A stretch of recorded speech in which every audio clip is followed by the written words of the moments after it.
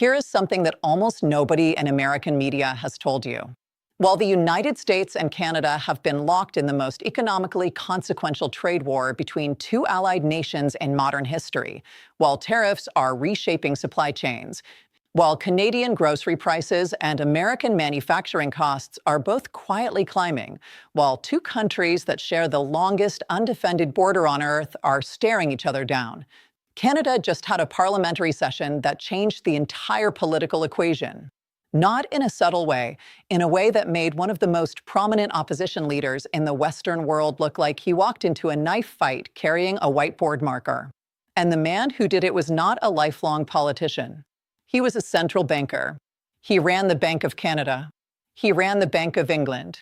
He literally helped stabilize the global economy after the 2008 financial crisis. And today, inside Canada's House of Commons, Mark Carney showed exactly why that resume matters when things get serious. Pierre Poilievre walked into that chamber with a strategy, and it was not subtle. It was engineered for a specific purpose, and it has worked for him before. The approach is borrowed almost directly from a playbook that has dominated right-wing political movements in the last decade. You lead with scale. You drop numbers that feel overwhelming. You frame everything as catastrophic. You create a sense of national emergency so suffocating that any response from the other side sounds like denial. And then you compare your target to a foreign model, in this case, Donald Trump's America, as if the comparison alone is devastating. Poilievre recited unemployment figures. He cited household debt.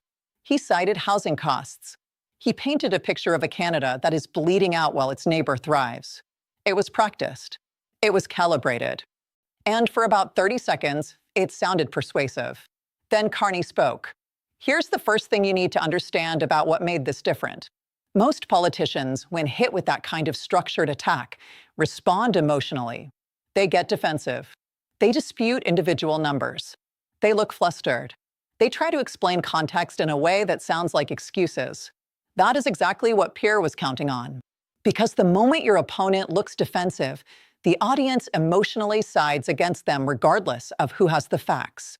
It is a psychological trap, and it has ended careers. Carney did not walk into it. Instead, he did something that experienced political watchers almost never see. He absorbed the attack, re-anchored the conversation on his own terms, and then surgically disassembled numbers using updated data from inside the same policy areas. PIV had just cited asylum claims down by a third, foreign students down 60%, temporary foreign workers down 50%, 100% of fraud cases under active investigation. These were not vague promises. These were measurable outcomes from a government that had been in office for a matter of weeks. And the contrast was immediate. Now, stay with me here because this is where it gets genuinely interesting and most people are completely missing the deeper story. Pierre's immigration attack was not actually about immigration. It never is in this style of politics. Immigration data was the vehicle. The destination was a larger narrative that the current government is incompetent, that Canada is in free fall, and that the only credible alternative is a harder, more nationalist economic posture. That, whether he says it or not, rhymes very closely with the Trump doctrine. That is the underlying message Poilievre has been building for 2 years. Every attack is a brick in that wall. And the reason it matters to you is that what happens in Canada right now directly affects American trade, American supply chains, American energy prices, and the broader stability of the North Atlantic Alliance that the entire Western security architecture depends on. This is not a foreign story. This is your story. Which brings us to the economic comparison, because this is the moment Paley ever escalated. He moved from immigration to GDP performance. He cited the G7 rankings. He pointed to Canada having the second highest unemployment in the G7, the worst household debt, the worst housing costs, and then he made what he clearly thought was his knockout punch. He compared Canada's economic performance directly to the United States under Trump.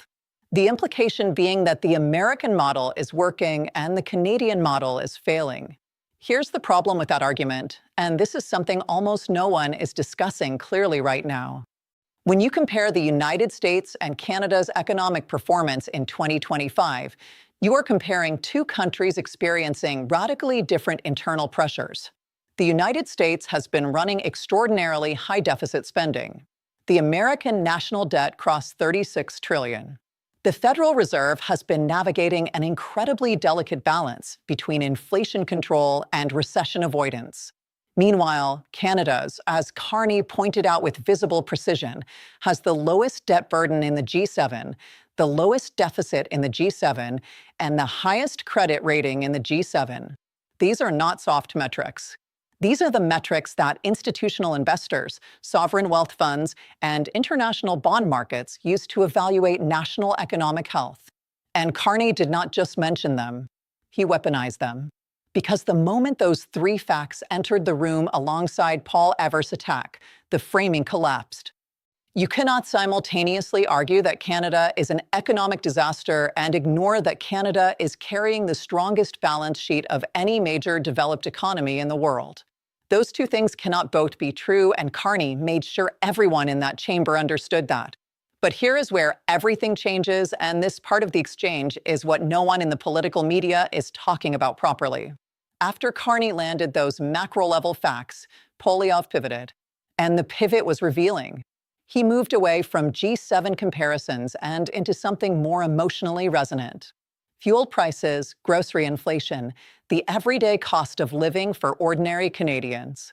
He invoked the image of a single mother walking down a grocery aisle. This is tactically smart because it is genuinely harder to counter with spreadsheet data. Human experience is emotionally immediate in a way that fiscal metrics are not. When your cost of living is genuinely painful, hearing a politician cite the country's credit rating feels abstract and out of touch. Poilievre knows this. He was trying to shift the debate from the domain where Carney is strongest, structural macroeconomics, into the domain where emotional resonance matters more than data. And yet, even here, Carney did not fumble. He pointed to wages, specifically the fact that Canadian wages are currently growing at 4%, twice the rate of inflation. That means in real terms and actual purchasing power, Canadians are getting ahead month by month under the current government. Rents at a 33-month low, affordability at its best level in over a decade. And then the comparison that landed hardest. Since the summer, the United States has lost 6,000 jobs. Canada, in the same period, created over 80,000. Let that sit for a second. The country that Poilievre was using as the model for success just got outperformed in job creation by a ratio that is difficult to explain away. Now, here's what you need to understand about the fuel price argument specifically, because this is where the attack got its most traction and also where it was most misleading. Poilievre pointed to the fact that Canadians are paying the equivalent of 26 cents more per liter at the pump than Americans. He attributed this entirely to Carney's energy policies and what he called a renamed carbon tax, the clean fuel standard. And on the surface, the number's real. The gap is real. But the framing strips away almost every relevant piece of context. Canadian fuel is taxed differently. Canadian fuel infrastructure is distributed across a vastly larger geographic area with a fraction of the population density. American fuel prices are artificially suppressed by federal energy policy decisions. Massive domestic production subsidies and a strategic petroleum reserve that has been deployed multiple times in the last 3 years, specifically to keep pump prices low ahead of elections. The comparison is not apples to apples. It is apples to a picture of an orange that someone drew to look like an apple. What made Carney's response particularly sharp was the acknowledgement. He did not deny the comparison. He stated clearly that the consumer carbon tax, the one Poilievre and his allies hammered relentlessly for 2 years, had already been eliminated. Gone. 18 cents per liter removed. That is a massive policy concession that Carney made, and Pierre's side never acknowledged it because acknowledging it would require updating the attack. And updating the attack means admitting that the government responded. And admitting the government responded undermines the core narrative that nothing ever changes and the Liberals are all the same.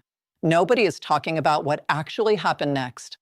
After Carney removed that argument, Paul tried to reassert it by relabeling the clean fuel standard as a renamed carbon tax.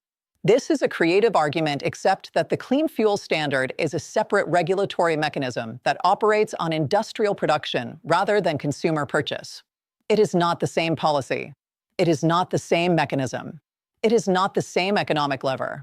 Calling one the renamed version of the other is like calling a corporate income tax a renamed version of a sales tax, because both involve taxes and money. The framing is designed to confuse, not inform. And Carney called it directly. This is the moment the debate fundamentally shifted, not because of any single knockout line, but because of something more consequential. The intellectual credibility gap between the two leaders became visible to everyone watching. Poilievre is a skilled communicator. He is fast. He is aggressive.